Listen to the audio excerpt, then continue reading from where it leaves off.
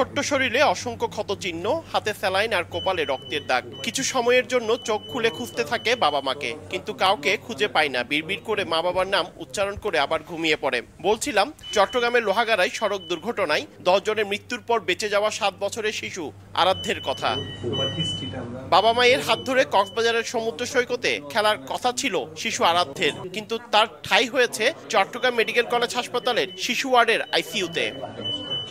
দুর্ঘটনায় প্রাণ হারিয়েছেন তার বাবা দিলীপ বিশ্বাস, মা সাধনা রানী বিশ্বাস, সঙ্গে নানাও। দিলীপ বিশ্বাস তার এক সহকর্মী ও গাড়ি চালক সহ 2 পরিবারের মোট 12 জন কক্সবাজার যাওয়ার পথে বুধবার সকালে চট্টগ্রামের লোহাগাড়ায় সড়ক দুর্ঘটনায় মৃত্যু হয় 10 জনের। বুধবার গভীর রাতে নিহতদের স্বজনদের কাছে মরদেহ হস্তান্তর করা হয়েছে। সকালে আরাধ্য সহ হাসপাতালে চিকিৎসাধীন অন্যদের দেখতে আসেন মুক্তিযুদ্ধ বিষয়ক উপদেষ্টা ও সিটি মেয়র।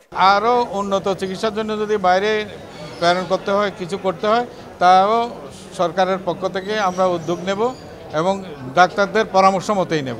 চিকিৎসকরা জানিয়েছেন আরাধ্যের পায়ের হাড় ভেঙে গেছে, মুখের বাঁ পাশেও আঘাত রয়েছে। পুরোপুরি কিছু মনে করতে পারছে না সে।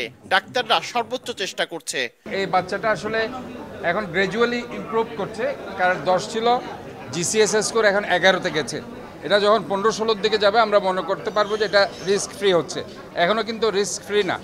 শিশু আরাধ্য একদিন বড় হবে, হয়তো তখন অনেক কিছুই ভুলে যাবে সে, কিন্তু এই যন্ত্রণা, সড়ক দুর্ঘটনায় পরিবারের আপনজনদের হারানোর কথা কখনো কি মন থেকে মুছতে পারবে আরাধ্য?